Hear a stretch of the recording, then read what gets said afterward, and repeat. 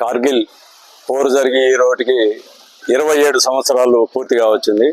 July 26న 1999 Pakistan సైనికులు దొడ్డిదారిన వచ్చి మన భూభాగాన్ని ఆక్రమించి మన సైనికుల్ని హతమార్చినప్పుడు దానికి ప్రతిగా మన వాళ్ళు 75 రోజులు పోరాడి 1000 చిల్లర పాకిస్తాన్ సైన్యాన్ని హతమార్చి మరలా మన భూభాగాన్ని స్వాధీనం చేసుకున్న శుభదినం ఈరోజు. అందుకే దీన్ని విజయ్ దివస్ గా మన భారత ప్రభుత్వం ప్రకటించడం జరిగింది. కార్గిల్ విజయ్ దివస్ మనమందరూ కూడా చాలా ఘనంగా జరుపుకోవాలి. మన సైన్యం యొక్క పౌరుషానికి, వీరత్వానికి ఇదొక నిదర్శనమైనది. పాకిస్తాన్ తోటి మనకు 4 సార్లు యుద్ధం జరిగింది.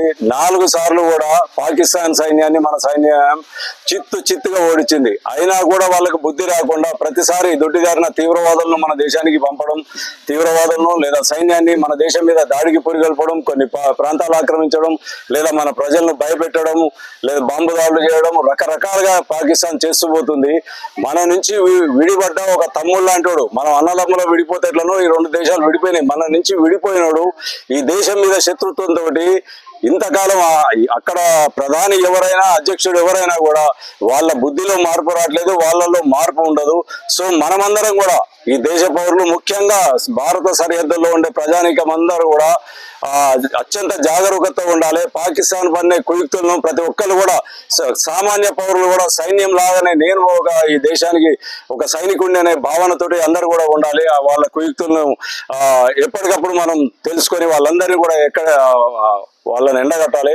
ప్రతి ఒక్కరు కూడా, చాలా మంది ఏమనుకుంటాం అంటే ఇది ఏమైనా పోలీసుల బాధ్యత, ఇది సైన్యం బాధ్యత, వాళ్ళే కనుక్కోవాలి, తీవ్రవాదులను కానీ వాళ్ళే పట్టుకోవాలి, వాళ్ళే చేయాలి.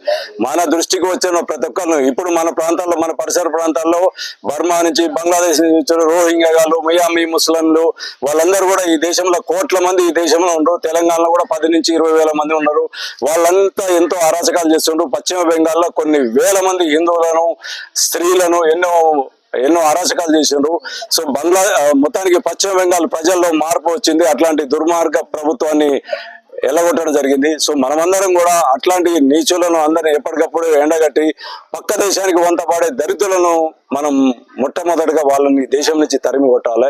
మనం అందరం కూడా సైనికులానే భావించాలి. దేశ రక్షణ మన బాధ్యత అనుకోవాలి. ఈ దేశం కోసం ప్రాణాలు అర్పించిన ప్రతి ఒక్క వీర సైనికుడికి అందరికీ నా తల వంచి ప్రణామాలు అర్పిస్తున్నాను. బిగ్ సల్యూట్ వాళ్ళందరికీ. ఈరోజు జూలై 26 అనగానే భారతదేశం అంతటా విజయోత్సవ దినోత్సవం. శత్రు దాడిని ప్రతిదాడి చేసి దెబ్బతీసినటువంటి రోజు. మన యొక్క భారతీయ జవాన్లు ప్రాణాలు కోల్పోయిన వారు భౌతికంగా మన మధ్యన లేరు, కానీ ప్రతి భారతీయుడు గుండెల్లో చిరస్థాయిగా వారు నిలిచిపోయారు. ఈ దేశంలో ఉంటూ ఈ దేశం యొక్క నీళ్లు తాగుతూ, ఈ దేశం యొక్క భోజనం తింటూ, ఈ దేశ పథకాలు తింటూ, ఈ దేశంలో నివాసం ఉంటూ, అన్నీ ఉంటూ కూడా ఈ దేశం మీద ద్వేషాన్ని పెంచుకున్నటువంటి వారు కూడా మనకు పాకిస్తాన్ లాంటి దేశ ద్రోహులే, మనకు శత్రువులే. ఇంతకుముందు అన్నగారు చెప్పారు, పొలంలో ఒక్క కలుపు మొక్క ఉన్న పూర్తి పొలాన్ని నాశనం చేస్తున్నారు. అలాంటి దేశాన్ని ప్రేమించని వారు మీరు ఎక్కడ ప్రేమిస్తారో అక్కడికి వెళ్ళవచ్చు. నా దేశాన్ని పరిరక్షించుకోవడంలో మేము సంసిద్ధులము.